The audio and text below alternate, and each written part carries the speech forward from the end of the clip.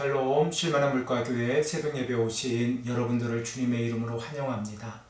오늘 이 시간에는 신명기 34장 1절에서 8절의 말씀을 근거해서 모세의 아름다운 죽음이라는 제목을 가지고 함께 하나님의 말씀을 생각해 보겠습니다. 오늘 본문의 말씀은 모세 오경의 장엄한 결론이자 이스라엘의 가장 위대한 지도자 모세의 죽음을 기록하고 있습니다. 우리가 신명기의 말씀을 읽어가면서 늘 생각해 보아야 하는 것은 신명기는 경계의 책이라는 사실입니다. 이스라엘은 광야라고 하는 과거와 가나안이라고 하는 미래 사이의 경계에 서 있습니다. 지도력의 면에서 보면 모세에서 여호수아로 넘어가는 전환점에 서 있습니다. 40년 동안 모세는 자신의 사역을 잘 감당하였고 하나님께서는 모세를 부르셨습니다. 하나님께서는 가나안 땅에 들어가지 못하는 모세를 느보산으로 부르십니다. 그리고 그가 하나님께서 보여주시는 가나안 땅을 바라보고 하나님의 부르심을 받게 되어집니다.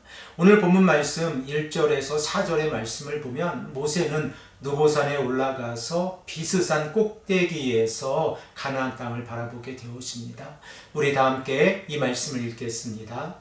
모세가 모압 평지에서 느보산에 올라가 여리고 맞은편 비스가 산 꼭대기에 이르매 여호와께서 길르앗 온 땅을 단까지 보이시고 또 온 납달리와 에브라임과 므낫세의 땅과 서해까지 유다 온 땅과 네겝과 종려나무의 성읍 여리고 골짜기 평지를 소알까지 보이시고 여호와께서 그에게 이르시되 이는 내가 아브라함과 이삭과 야곱에게 맹세하여 그의 후손에게 주리라 한 땅이라.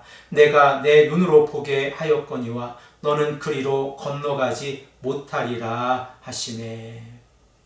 하나님께서 모세에게 가나안 땅을 보여주신 것은 단순히 모세가 가나안 땅에 들어가지 못하기 때문에 그 땅을 바라보라라는 의미를 가지고 있는 것이 아닙니다.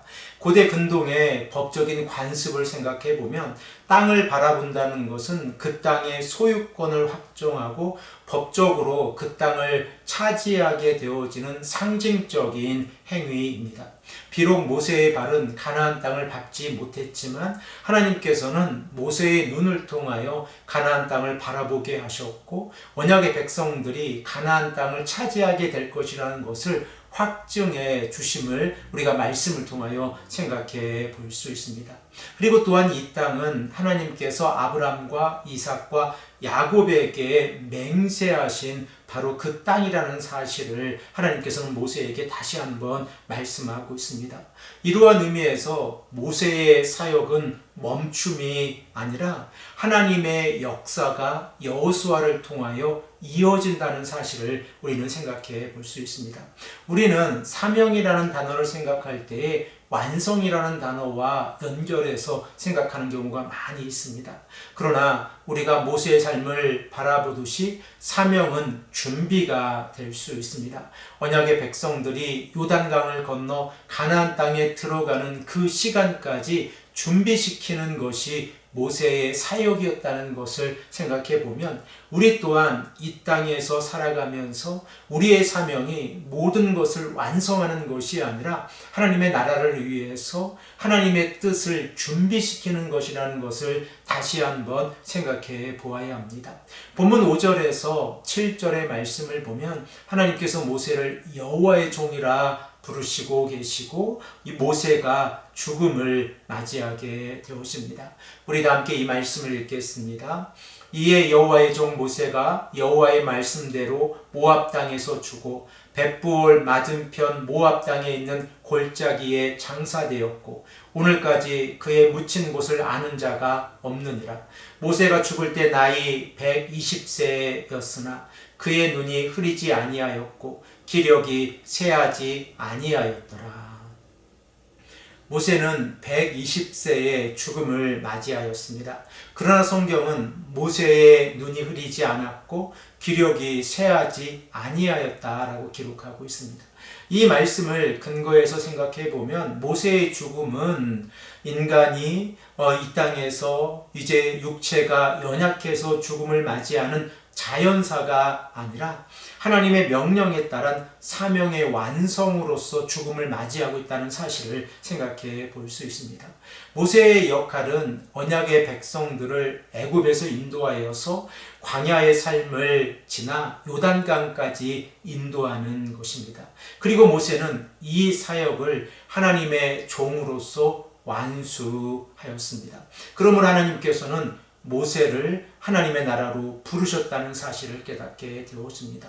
하나님께서는 모세를 벳부올 맞은편 골짜기에서 직접 장사하셨고 성경은 오늘날까지 모세가 어느 곳에서 죽었는지 그 묻힌 자리를 아는 사람이 없다라고 기록을 하고 있습니다. 하나님께서 이렇게 하신 이유가 무엇입니까? 이스라엘 백성들이 모세의 죽음을 근거해서 모세를 우상화하거나 개인 숭배의 대상으로 삼는 것을 경계하기 위하심입니다. 그러므로 모세는 하나님 앞에서 자신의 사명을 온전히 감당하였고 하나님과 모세의 지극히 친밀한 관계 속에서 하나님께서 직접 모세를 장사해 주시는 은혜를 누리고 이 땅에서의 죽음을 맞이하였습니다.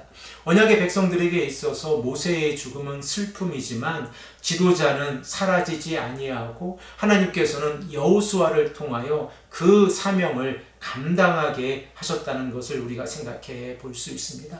우리가 모세의 죽음을 바라보면서 깨닫는 것이 무엇입니까?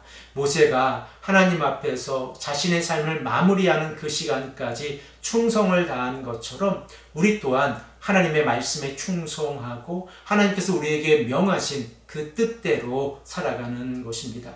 우리는 이 땅에서 얼마의 삶을 살아갈지 알지 못합니다. 그러나 우리가 늘 기억해야 하는 것은 우리가 숨쉬는 그 시간까지 하나님께서 우리에게 명령하신 그 말씀에 순종하는 것입니다.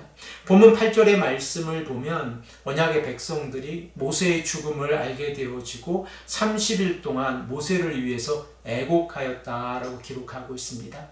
우리 다 함께 이 말씀을 읽겠습니다. 이스라엘 자손이 모압 평지에서 모세를 위하여 애곡하는 기간이 끝나도록 모세를 위하여 30일을 애곡하니라. 30일의 애곡은 모세의 형 아론의 죽음과 동일한 시간입니다. 위대한 지도자에 대한 공동체가 어떻게 그 모세의 죽음을 예우하고 있는지를 우리가 생각해 볼 수 있습니다. 그러나 성경은 곧 이어 30일이라는 애곡의 시간이 끝났다라고 말씀하고 있습니다. 그 이유가 무엇입니까? 언약의 백성들이 지금 이 시간에 애곡만 하고 있는 것이 하나님께서 원하시는 삶이 아니라 사명을 지속적으로 감당해야 한다는 사실입니다. 이제 여호수아를 중심으로 해서 하나님께서는 언약의 백성들을 가나안 땅으로 이끄실 것입니다. 그 과정을 통하여 언약의 백성들은 하나님께 충성하고 그 말씀에 순종하며 나아가는 것이 얼마나 큰 복인가를 깨닫게 될 것입니다. 사랑하는 성도 여러분, 오늘 우리는 이 말씀을 통하여 이 땅에서 삶을 살아가면서 성공이란 무엇인가를 다시 한번 생각해 보기를 원합니다. 누군가는 성공이란 완성이라는 말로 해석을 하지만 오늘 본문 말씀을 통하여 우리가 생각해 보듯이 성공은 준비하는 과정 가운데 있다는 사실입니다.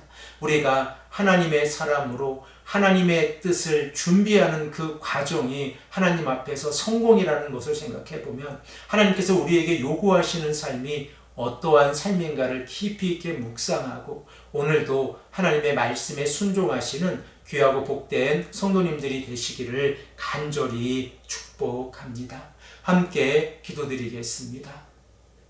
아버지 하나님, 우리가 신명기의 말씀을 읽어가면서 이제 모세의 죽음까지를 생각해 보았습니다.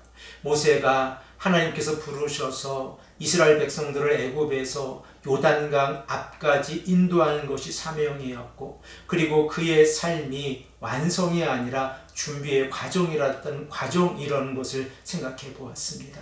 아버지 하나님, 우리의 삶 가운데에서도 하나님 앞에서 성공이라는 의미를 다시 한번 생각해 보게 하시고 하나님의 뜻을 따라 살아갈 수 있도록 인도하여 주시옵소서. 감사드리며 사랑이 많으신 예수 그리스도의 이름으로 간절히 기도드립니다. 아멘.